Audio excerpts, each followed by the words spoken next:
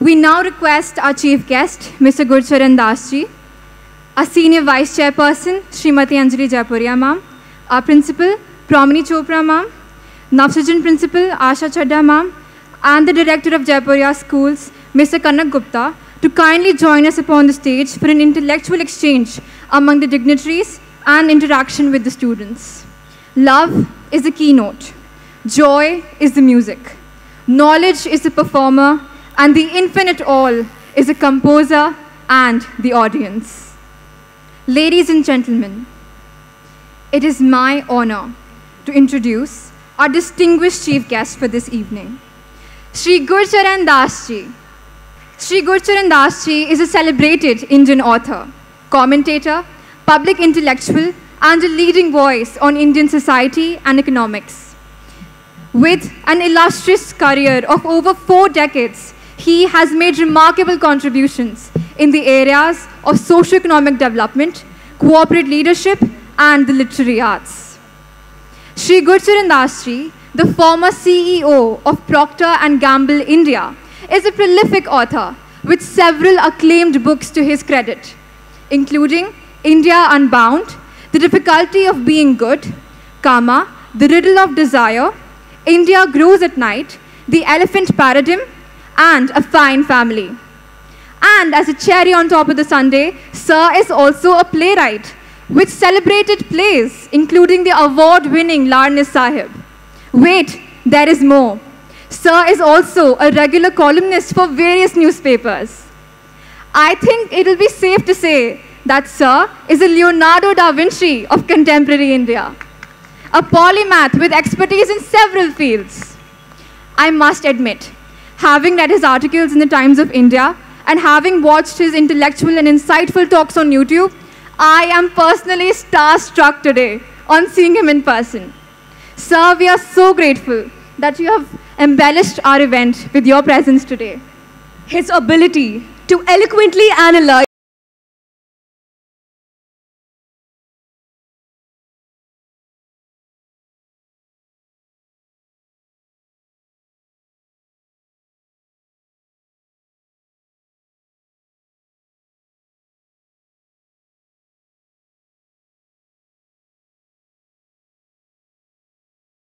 and Madam Anjali Jaipuria leads the school into the brilliant fire of knowledge.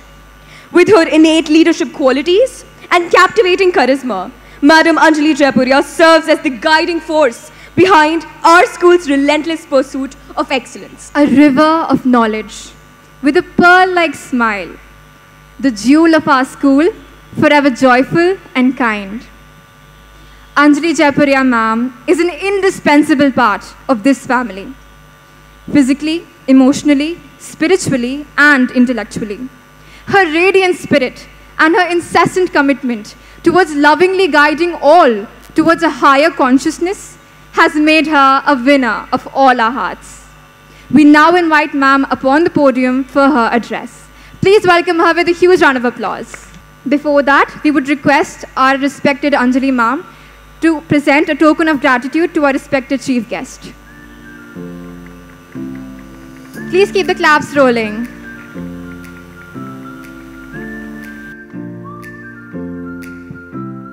Our respected chief guest, Sri Gurcharan ji, Principal, Mrs. Promini Chopra, Vice Principals, Vidyarthi Sir, Mrs. Deepa Wahi, Mrs. Asha Chadha, our dear Kanak Gupta ji, Uday Arya ji, Archana ji, Srimati Vinod Solanki ji, Shalini Sinha ma'am, Arijit sir, my beloved teachers, parents, students, and dear guests. We feel blessed to have such a widely acclaimed and a prolific writer like Sri Gurcharan ji here today as our chief guest. We are eagerly waiting to hear you, sir, eagerly. And for you, dear students, I would like to share a very short story with you. It was early morning. Like every day, a learned rishi was teaching his disciples in his Gurukul. That day's topic was the difficulties that Arjuna faced during his 12 years of exile when he was trying to receive all the weapons and boons that he earned in those grueling years. Hearing this, a disciple got curious and he asked, "But Guruji, why did Arjun have to go through so much? He was already amongst the best of Yodhas. What was the need for so much effort?" The Rishi smiled and he said, "My child, let me explain through an analogy. Milk is good as it is, but it gets spoiled within a day. Its durability, worth, and usability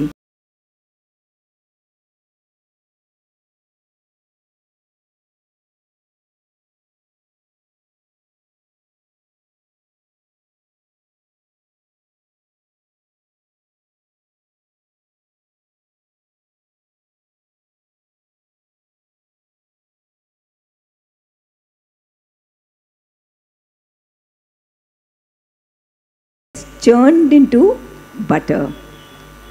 And butter is good as it is, but butter too has a shelf life of not more than a week. But much more value can be added to it when it goes through heating at a high temperature and when it turns into clarified butter or ghee. My dear child, could you see the ghee in the milk? No, but the one who knows the potentiality within milk, the potential to eventually transform into ghee, will go through the rigor of curdling, churning, heating, and bringing out the best in milk. Every human being, like Arjun, has a divine potential within him. But only those who are ready to go through the grind of life, who are ready to challenge themselves, whose only competition is a competition with themselves, their own older self, they become the best versions of themselves, and only they shine forth from within. Arjun was one such example. He used every minute of the 12 years of exile to prepare for the battle, which was a clear eventuality. He didn't rest in his success. Through difficult penance and tapasya, he gained boon after boon from the gods. He received invincible weapons and learned so many kinds of warfare. And it was because of his constant striving towards perfection, because he was the Shrestha, he was handpicked by Sri Krishna on the battlefield of Kurukshetra to receive the knowledge of the Gita. And just as Arjun courageously faced challenges to unveil his divine potential, we too have the opportunity to do that in our lives. Every time we break our own record, whether it is for swimming or track events, through the grind of training, we can raise the bar of excellence for ourselves. Every time we learn a new rag, or learn a new dance step, or a new art form, we have refined our sensibilities a wee bit more. Every time we have helped a friend understand a chapter late at night, even though it was a night before our own examination, we have consciously evolved further. We don't have to take giant steps. In fact, James Clear, how many of you here have read the book Atomic Habits? In fact, James Clear writes in his groundbreaking book, Atomic Habits, that tiny, tiny steps of change are very powerful, that real transformation comes from the compound effect of hundreds of small decisions, just like adding 2 push-ups to our fitness regime. 2 push-up तो मैं करूँगी, जैसे भी होगा time में घुसाऊँगी, or waking up 5 minutes earlier, or meditating for 1 minute 3 times a day. We'll put an alarm clock 3 times a day. When the alarm rings, just 3 times a day, just 1 minute, maybe 30 seconds, but we will just close our eyes, silence ourselves, and allow the divine to enter into our being, or allow our outer consciousness to enter into our inner consciousness, inmost consciousness. James Clear calls these atomic habits. Ask yourself, what habits of yours are you consciously working on this week? Are we working with accountability to become better versions of ourselves? I'll give you a story of a friend. A friend of mine lost her only child when he was in college. She was shattered, but she picked up the pieces of her life within a month, and she opened several orphanage homes with a mother figure in each one of these homes of 7, 8 children. And these children, in all these years, have gone to the best of schools in Delhi, abroad, and now they are enjoying top-notch jobs in the US, in Europe, in India. The name of her trust is Udayan Care, and her name is Kiran Modi. She used her grief as a step to transform the life of so many orphan children. Our school is called the School of Conscious Transformation. For we Jaipurians have taken a pledge to endure the heat of difficulties with a clear goal, and that is to become human beings, better human beings, and evolve consciously. Be humans first, and then raise your consciousness to become divine then. Because the potentiality to become divine is within us. The divine rests within us.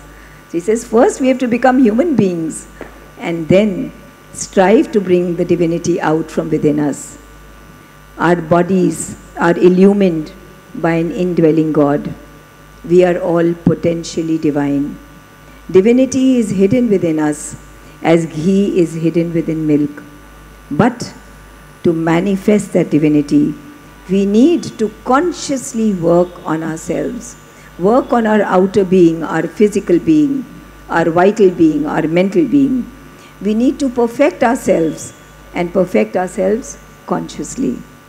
We need to ungrudgingly go through the processes of curdling, churning, and heating.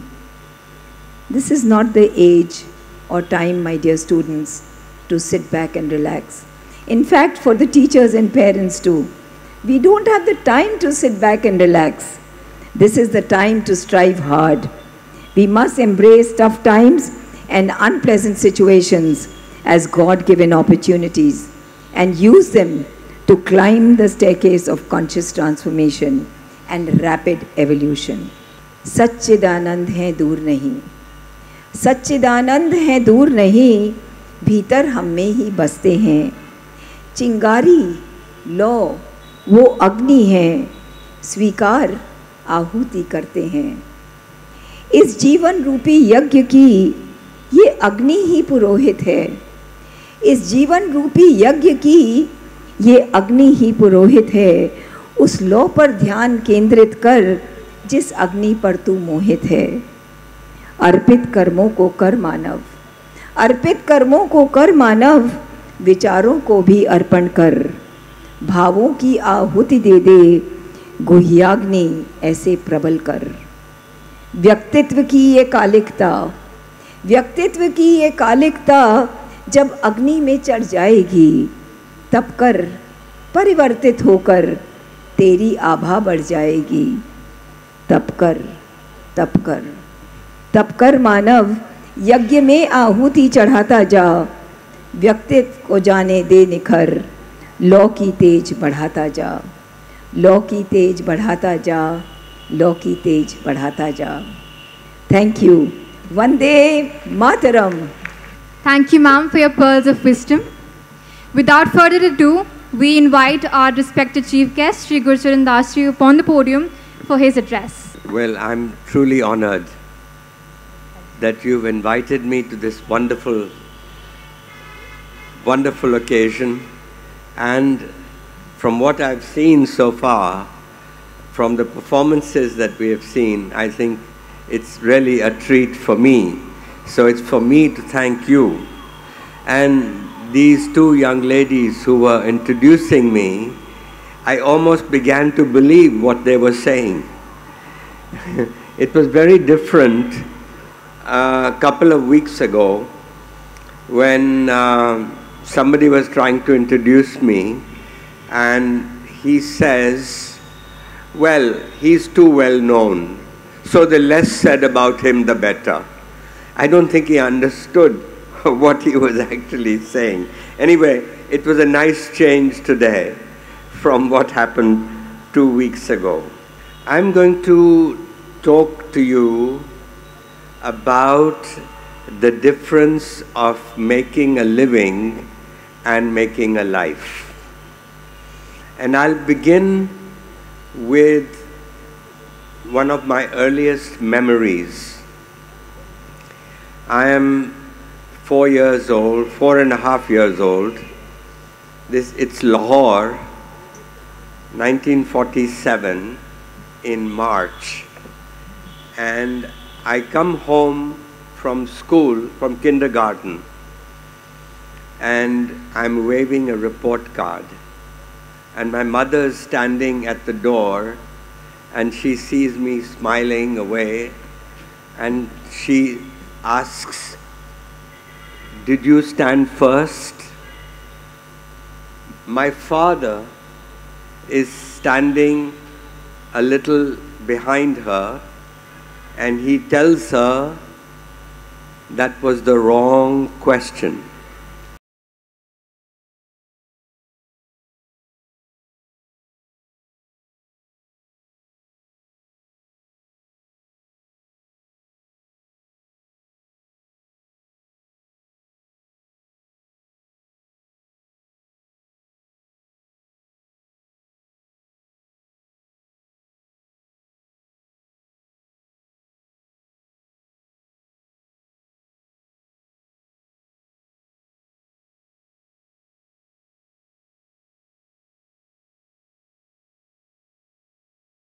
Sure that I would study hard and I would do well in school and then go to a good university and then get a good job. That was her objective. My father, from his question, when he talked about making a life, had a different view about what I should be. And that's what I call making a life, is what he was concerned with. I think that most of us grow up and we grow up with our mother's influences, which make us want to do all the things that my mother wanted me to do. And we don't question. Unlike my father, we don't question what we are doing. In a sense, we sleepwalk through life. We work hard, we get into the next class, and we work hard, and then we get into a good university, then we get a good job, and then we get married, and we have children, and we do the same, we repeat the same thing with our children. And at some point, when we reach in our 40s, as I'm speaking mostly about men, but women too, when we reach a certain age, we ask ourselves, is this what life was all about? And so I'm using my own story as an example, not because I'm more important than you are, but because it's the story I know best. And frankly, one person's story is the true data of history that exists. Anyway, so we go fast forward, and I am now 16, and I have had the unbelievable good luck to get a scholarship to do my undergraduate work at Harvard. In those days, this was amazing. Anyway, it wasn't because of me, it was just circumstances that made it happen. And so I'm at Palam Airport in Delhi. The Air India flight is going to take off for London and then New York. And my mother has tears in her eyes, and she's telling me, now remember, study hard. Study something useful, because you have to come back to get a job in our country. And then she says, why don't you be like your father? He's an engineer. I read in the papers, she says, that the country needs engineers, and you'll get a job. As soon as I arrived at Harvard, I saw, well, my tutor asked me to fill out a form in which it said, what was your major, meaning your field of concentration. And I wrote engineering, remembering my mother. And then he says, son, there's a school down the river called MIT, and you'll get a better engineering education there. So I suggest you go there. But I said, I have a scholarship to Harvard. How am I going to go there? Anyway, the first doubt that's created in my mind, the next day, I see the catalog of courses, and it blows my mind. And I promptly forget my mother's advice. What do? In the next 2 years, I study Greek tragedy, Russian novel, history of capitalism, Renaissance painting, music of Beethoven. I even take a course on Sanskrit love poetry. When my mother hears that I'm studying Sanskrit I'm studying Sanskrit at Harvard, she says, hi, hi, e munda kitho e naukri paega? Mrit bhasha, inu mritya log hi naukri denge. Good Punjabi mother, worried about her son. Anyway, I finally, even in my third year, even Harvard got worried, and the dean called me in, and the dean said, now son, you've been, running around and like a honeybee, tasting all the honey of the fruits at Harvard. Now it's time to declare a major. And so he said, what will it be? And I said, philosophy. I had taken a course on Plato and Aristotle, and I said philosophy. And the dean asked why. And I said, to be happy. He said, that's the best reason I've heard for wanting to study philosophy. Anyway, I did a degree in philosophy, and I came home for the summer. My parents lived in Chandigarh, and I had another scholarship to do a PhD at Oxford. And so my mother's relieved, at least I've got something to do.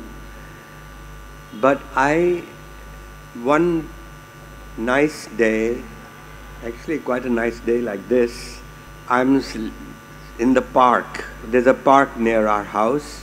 I'm lying down on the grass, and I'm looking at the sky. And I ask myself, do I want to spend the rest of my life at that stratosphere of thought? No. Stratosphere of abstract thought, philosophy, no. I wanted a life of action. I didn't know what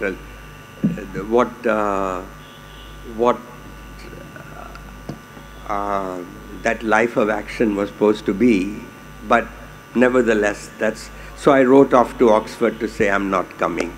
And my mother's worst nightmare came true. She had a grown-up son, unemployed at home. And we had a neighbor, a nosy neighbor, who used to come and visit my mother, and she would say, "Thoda munda ki kar raha hai?" And my mother would say, "Manu pata hi nahi." And she used to get very sharminda, at this. And but before I move further, let me just say that this period at Harvard, where I was tasting knowledge of all kinds, it was my father who would reassure my mother not to worry. He was telling her that, yes, you may think these are useless subjects, but he is making a life through books. And I would just tell you, young people back there, that making a life through books is what has made me. And yes, I also was influenced by my mother, and that's the next phase of my story.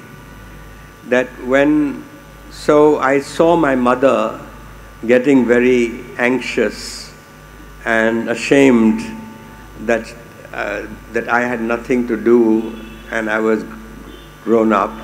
So I answered the first advertisement that I found in the Punjab Tribune, which was an ad for interns, trainees, to come and work by a company that made Vicks Vapor Rub. And I applied for the job, and I got an offer to come for the interview. And the interviewer asks me, "What is your objective in life?" I said, "Happiness." And he says, no, we are talking about business. Do you want to be in production, in marketing, or finance? Acha, so I knew I had given the wrong answer to the first question. At that moment, a stunning girl walks in with coffee and tea, and my mind is totally distracted by her as she places the tea on our table and goes away. And the interviewer says, "Well, so what is your idea of happiness?" I said, "A beautiful girl." Again, the fellow says, "Bhai, I don't know what kind of interview we are having." But that was my second answer. But at least he felt that I was being honest, and he liked that. He says, "Do you know anything about business?" I said, "Nothing." Then he says, "Why should we employ you?" I said, "I don't know. I mean, it's your decision, so don't ask me."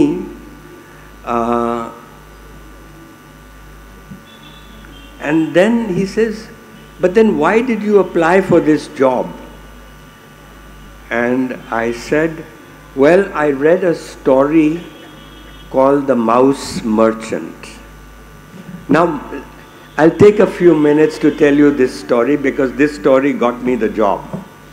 The Mouse Merchant is a 12th century Sanskrit story in a Sanskrit text called Katha Sarit Sagara, the ocean of story. And it's about a young man who is 17. He's just become 17.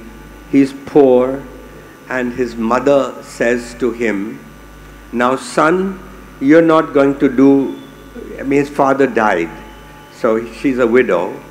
And so, "My son, you're not going to do what I have been doing all my life, which is what she cleans houses.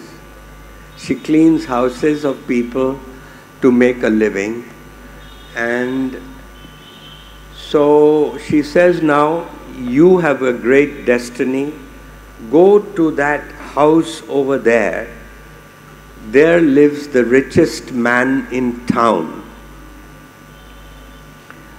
And he's supposed to be a good man. He'll give you some advice.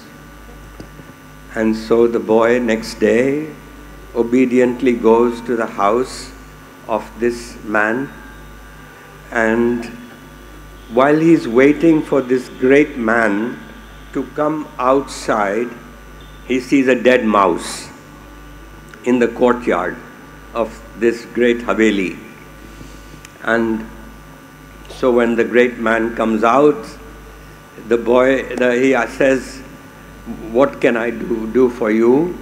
And the boy says, can I have that dead mouse? And the man laughs. He says, people come to me for jobs, for money, and for all kinds of things, but nobody has come to me to help me out. You'll be doing me a favor. Take the mouse, but anything else you'd like? The boy said, nothing more. Just the dead mouse. So what does he do with the dead mouse? He knows a widow who has a cat, and he sells the mouse as cat food to this widow. She gives him a few paisa. He goes to the bazaar. He buys chana. He makes puriyas out of this chana. He takes a ghada of water and he goes to and sits in the town square. And he knows that in the afternoon, loggers come with carrying logs of wood from the forest. And they put down their weight, the timber on the ground to rest. At that time, the boy offers water and chana to each one. And nobody has ever done this to them. They're so happy. Each of them, they have no money. So each of them gives him a log of wood. The next day he sells a log of wood, gets better quality chana, more spices, better puriyas he makes, and he does the same thing for the next 2.5 months until the monsoon rains come and the logging stops in the forest and the price of timber shoots up. And this is when this boy starts unloading a log of wood. He has a house full of logs by now, and he makes a killing, and he has enough money to buy a shop in the timber market. By the age of 17, he's become a timber merchant. And he has one competitive advantage, and it is that the loggers know him and they love him. And so the best wood always comes to him first.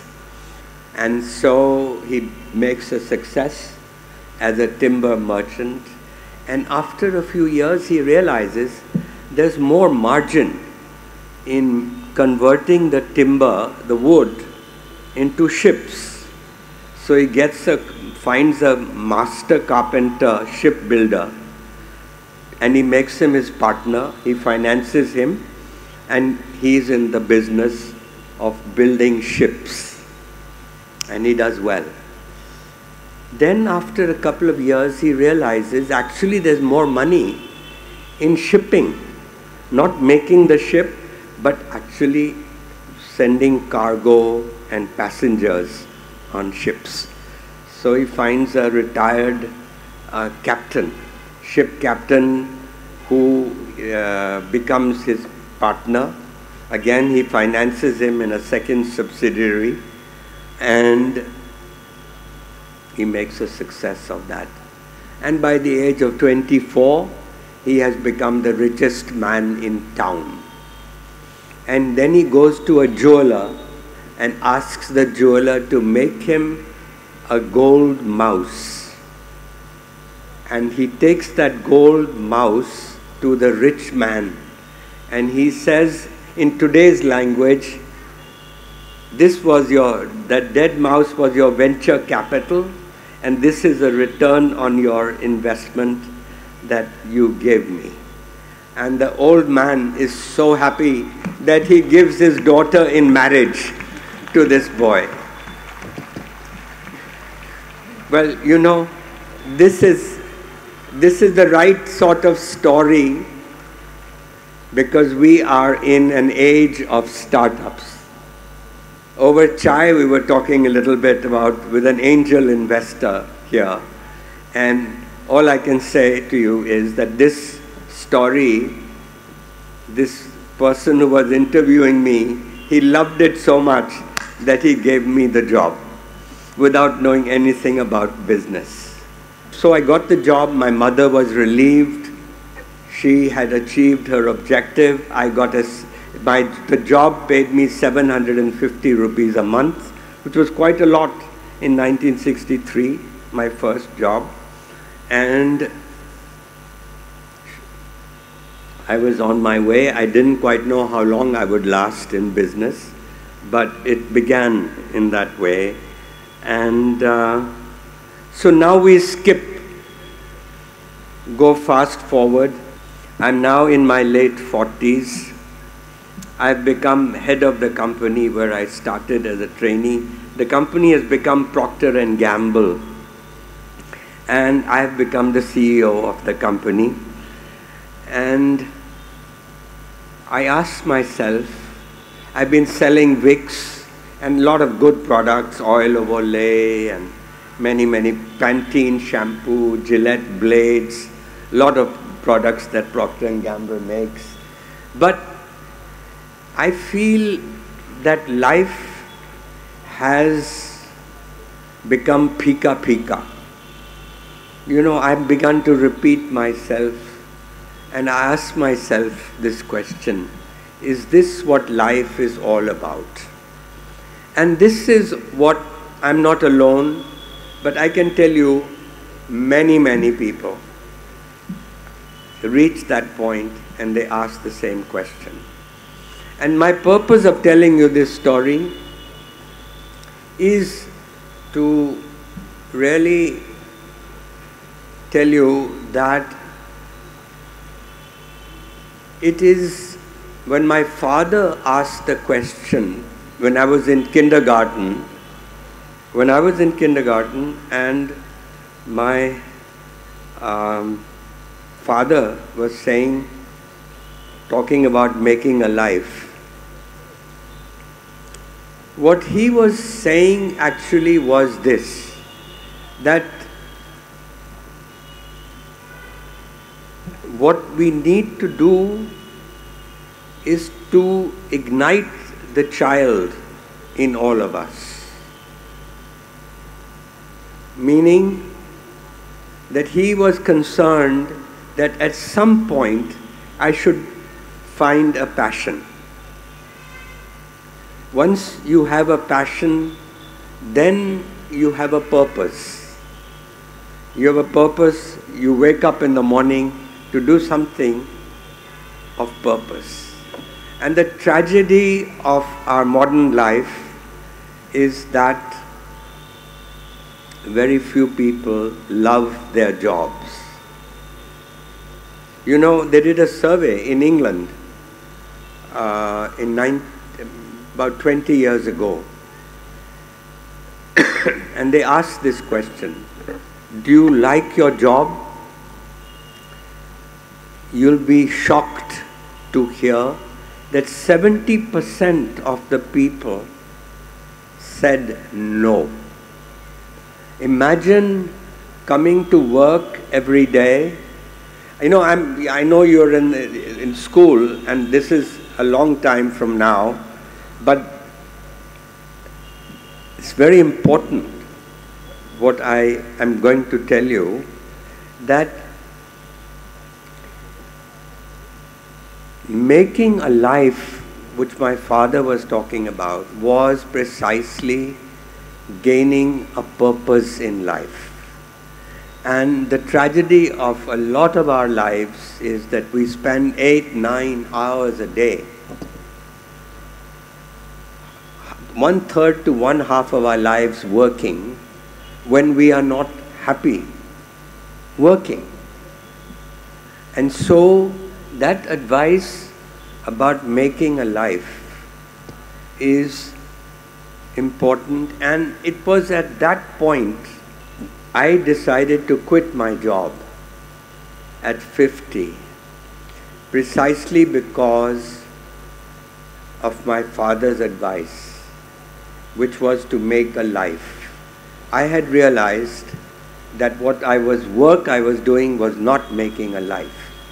And I actually had to go back to the resources that I had acquired as an undergraduate at Harvard, when my mother thought I was studying everything useless and nothing useful.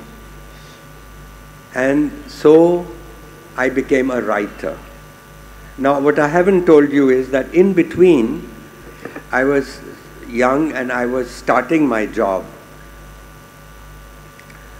After a few years of working, I began to miss the intellectual life. And that's when my father's advice about making a life, he told me, he says, "You look unhappy." And I explained to him, yeah, I miss the life of philosophy and so on. And he says, "But you have the weekend. You're working for a multinational company. They respect your Saturday and Sunday. And so, why don't you read and write and do what you like to do?" And so that is how one day I sat down at 22 to write a play. And I wrote a play called Larin Saab, and I told myself that it must be a morning like this when Shakespeare also sat down to write Hamlet. Why can't I do it? Well, that's the confidence one has at 22. Anyway, I was lucky, the play did well, it was published, it was produced, it was done on BBC, and then I wrote a second play about Mirabai. And that play, I was by then, my company had transferred me to New York, and so I tried my hand to sell the play to, producers or anyone who would produce it. And one woman, a black woman who ran a wonderful experimental theater called La Mama, she took a liking to it, and the director set the Mira's bhajans, this is Mirabai, Bhakti, those Krishna Bhakti, she set those lyrics, she set the bhajans to hard rock music.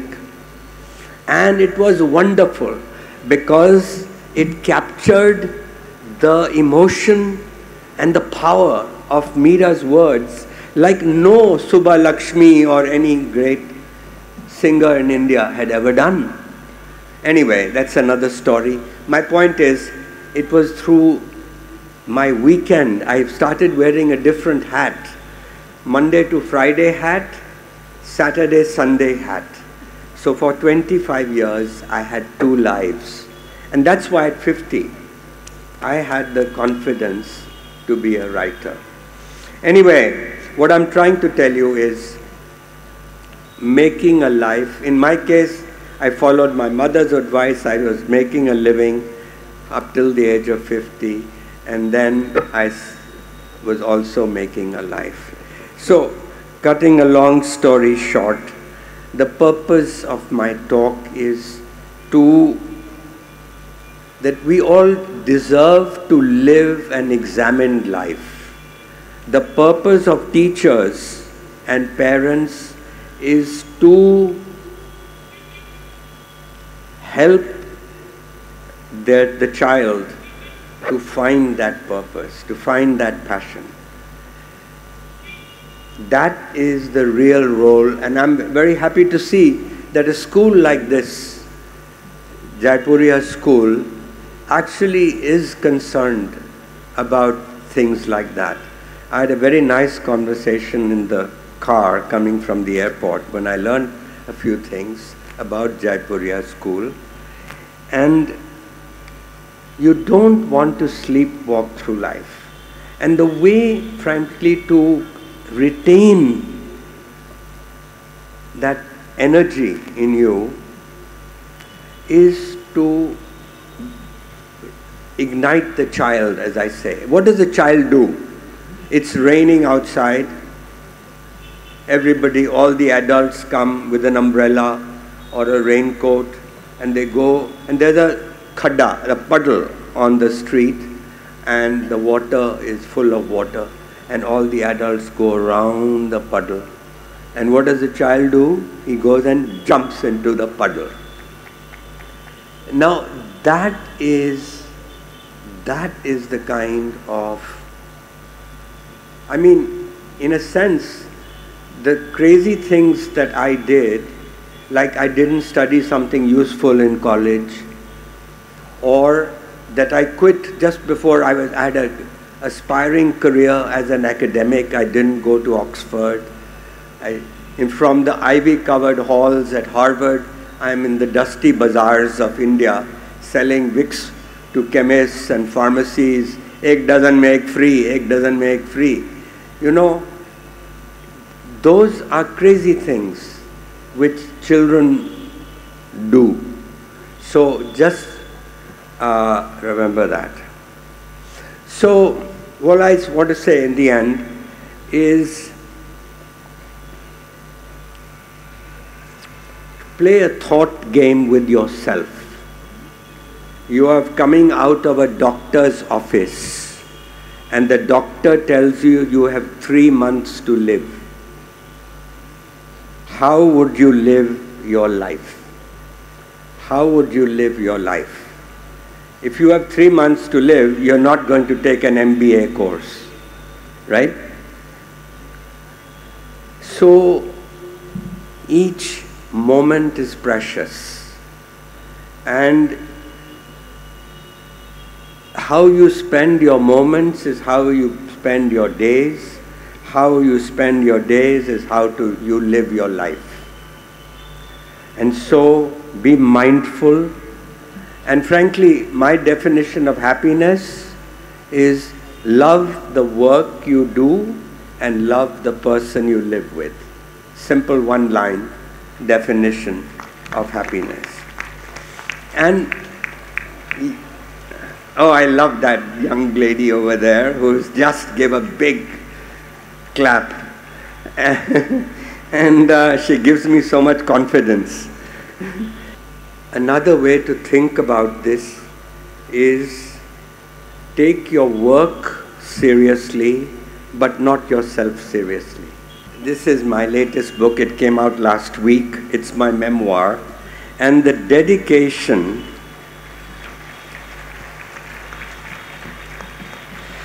the dedication says it all. To the happy few who don't take themselves too seriously. So that is really what I have learned from my life. You know you're doing that when you're absorbed in work that you love. And you know you're doing that when yourself disappears. It's like Tendulkar. Tendulkar, just before, you know, his last double century, a reporter asked him, how did it feel? How did it feel when you were approaching that great double century? And Tendulkar said, I don't know, because I wasn't there. By then, the ball had become so big and the bat had become so big that the bat just had to hit the ball. There was no choice. Now that is a person who's in the zone, who is not taking himself, not thinking, when am I going to get my next promotion, or am I going to stand first in class? you forget yourself. And it's the same advice that Krishna gives to Arjuna in the Gita about nishkam karma, nishphala karma. That you act for the sake of the action and not for the personal reward. That you don't care who gets the credit. Now, it's not easy. We are not wired so easily in that way. But this is the idea. So, my friends, live your life lightly. There's a lovely Sanskrit word called laghima. Laghima, Patanjali uses it in his Yoga Sutras. It's one of the siddhis, one of the perfections. And the idea of living lightly, boj, dunya ka boj, don't carry it. And live that life forgetting yourself. And frankly, we have the model, we have the inspiration from our gods, who the notion of Leela, which is divine play, that there is, look at Krishna, he's stealing butter, he's dancing with gopis, he's having a good time. And so if the gods can do it, we can too. Thank you.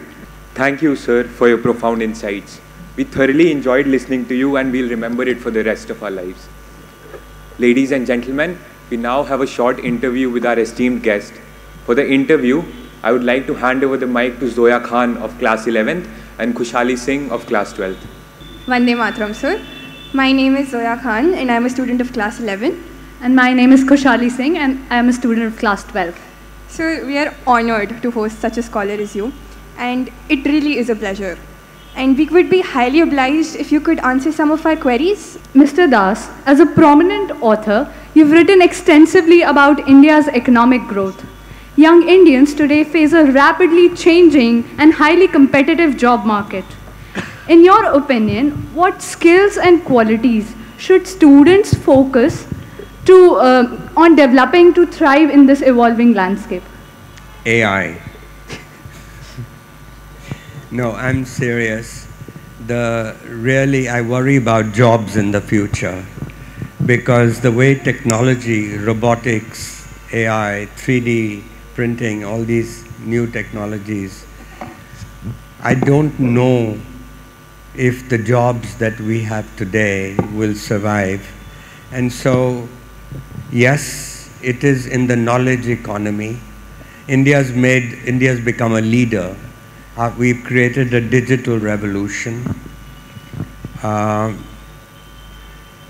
And so services is where India is leading today in software and IT. My other worry, by the way, is that I don't know how long AI will take to control us completely, but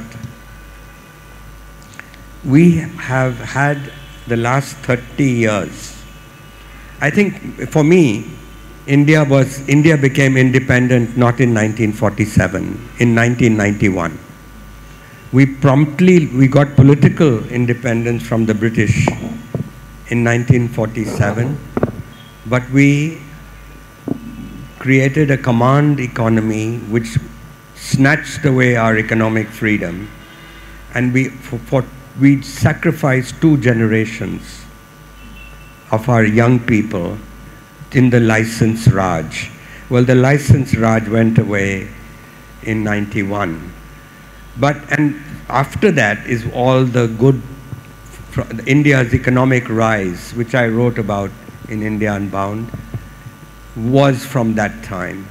And so we grew almost 7% a year, real growth for 30 years. That's only China did better. And so we should be pleased. But we did not create the jobs that 7% growth should have given us.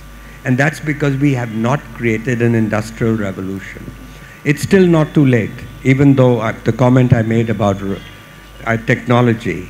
So I would just say we still have to create an industrial revolution, but we are better placed today to do so.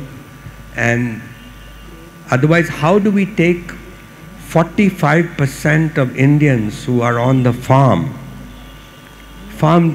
working, to a higher productivity, higher income jobs, unless we focus on manufacturing, factories and industry? Sir, your works emphasize a great deal about ethics, especially in the difficulty of being good. And as students, we often face moral dilemmas, partly because of the struggle between peer pressure and parental pressure. You talked about having a good Punjabi mother at home worried about her son. I also have a good Punjabi mother at home worried about her daughter. So how can students navigate these dilemmas?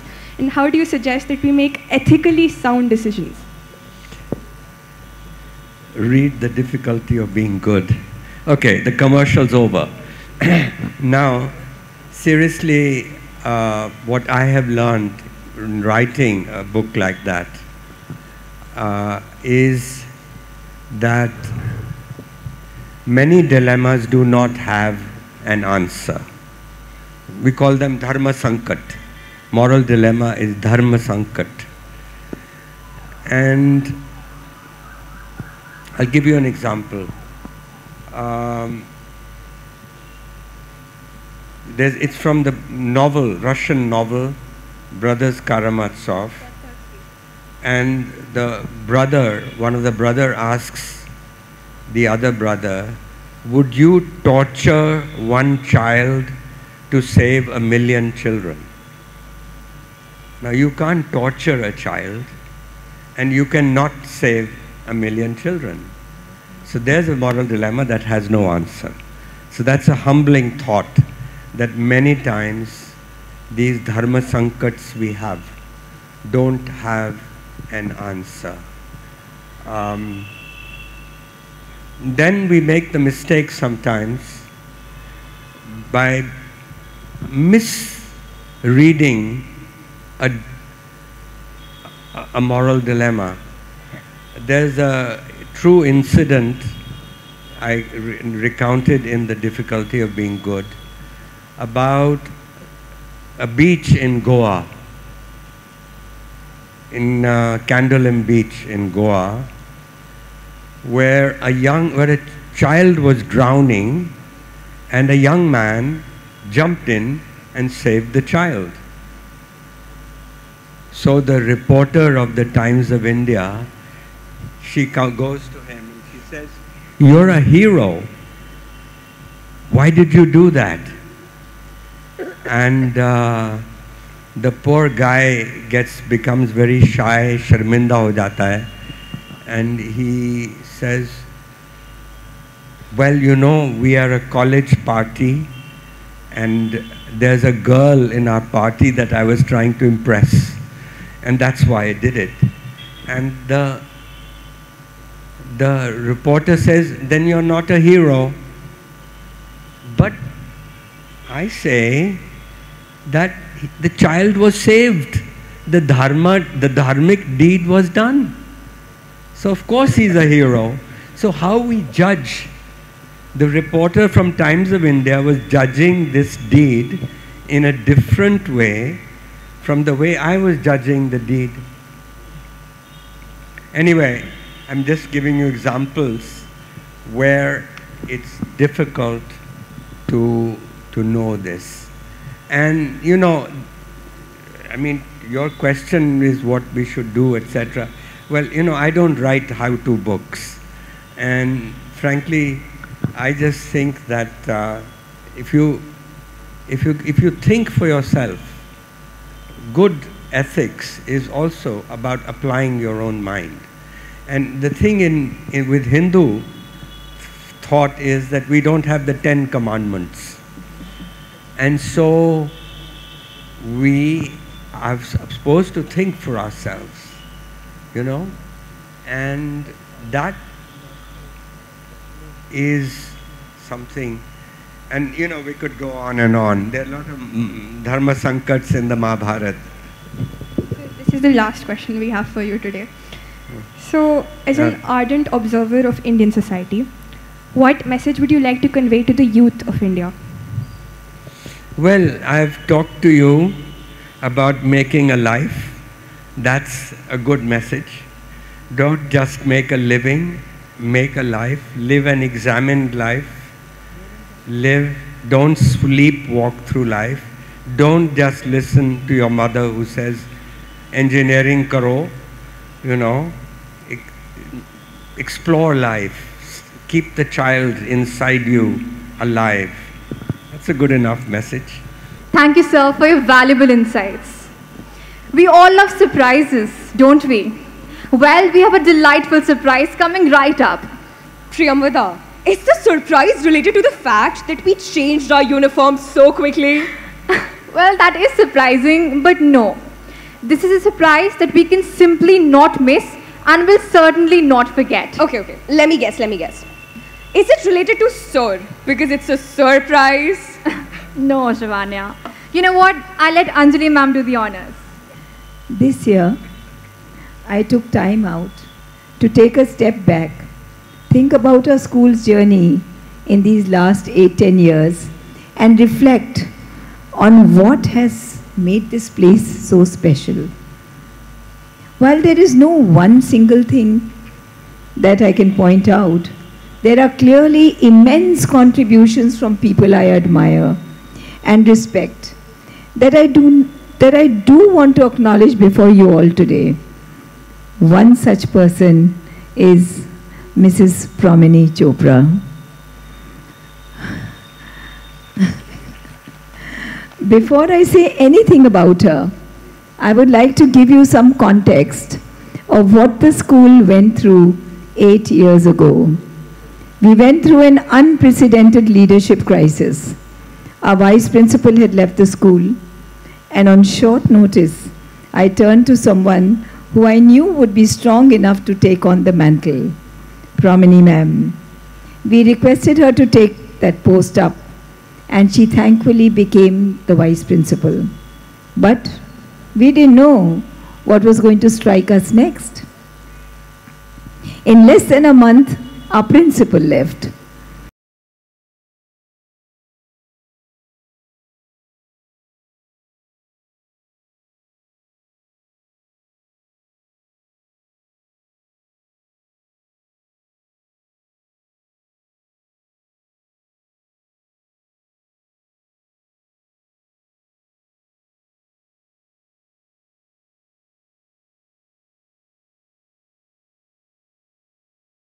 We needed her in that role, and instead of leaping to it, she turned down several requests of mine, saying in fact, ma'am, let me first do justice to the post of vice principalship. I'm still learning my way here. With much cajoling, I managed to convince her, and today I thank God for that divine day and for his vertical intervention in making this happen. We need some more claps for Promini ma'am. Look at the magic she's doing in the school. We needed someone of her capacities and her breadth of understanding to steady this ship. And it's thanks to her acceptance that we climbed out of the vacuum and crisis that we were in then. Promini ma'am, like a constant guiding light and a nurturing force, you have transformed Seth M.R Jaipuria School, Gomti Nagar, into a beautiful sanctuary of learning. You, Promini ma'am, are a perfect blend of tradition and modernity and have successfully infused both tradition and modernity into our school's pedagogy. I have seen you through hardest times. There was never a mention or even a sigh seeking compassion. Like a brave soldier, you just persevered with a smile and continued working even more so. Such is your overriding faith in the Almighty and your commitment to your passion. You have transformed Seth M.R Jaipuria school of conscious transformation into a school actually pulsating with the vibrations of conscious transformation. When I turn my gaze towards my teachers and admin staff, I palpably feel a sense of love and care, a sense of collaboration and compassion amongst them. And it is your wand. It is your wand which has woven this magic in the warp and weft of their relationships. When I turn my gaze towards my students, our student body, the buzzword of conscious transformation is no longer just a buzzword spoken to impress people. It is a living quest, a breathing aspiration amongst the students. I want to acknowledge your excellent initiatives and your motivating talks that have such an ennobling effect on our children. All I can say for you, dear Promini ma'am, is Saumya Roop Vani Sajal. Saumya Roop Vani Sajal, हृदय विशाल अपार है, स्नेह और समरसता की आप धारा प्रवाह हैं। जयपुरिया की ढाल भी और शक्ति की तलवार है। जयपुरिया की ढाल भी और शक्ति की तलवार है। बारंबार आभार आपका, बारंबार आभार है। Can we have Mr. Chopra, the man behind this powerful woman, on the stage? Today, with a heart full of gratitude, I would like to felicitate our principal, Mrs. Promini Chopra, with the Sri Aurobindo Award of Transformative Leadership.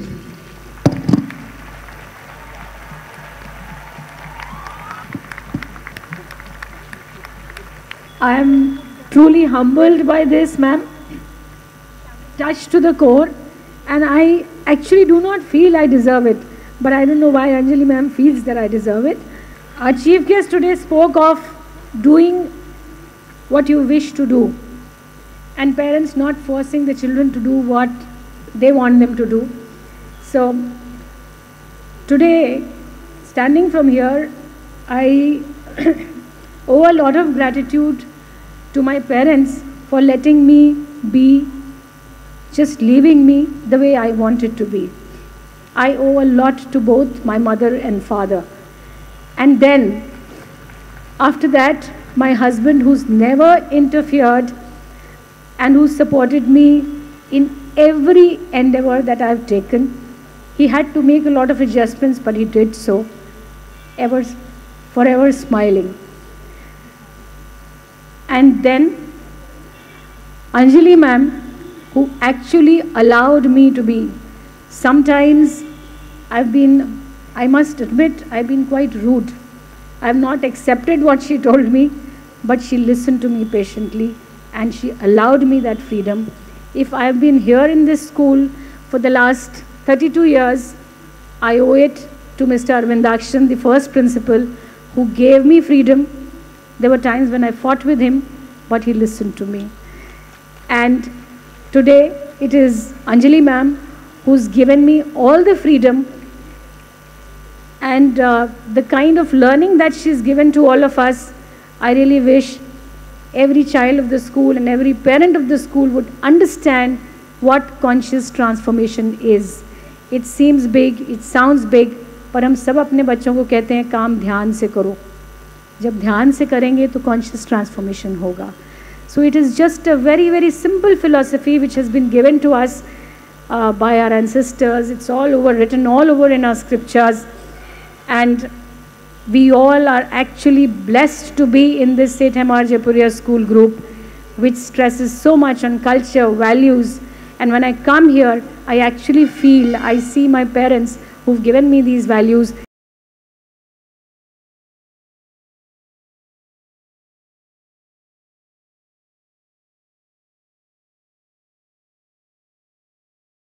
Never thank you enough for giving what you've given. Thank you.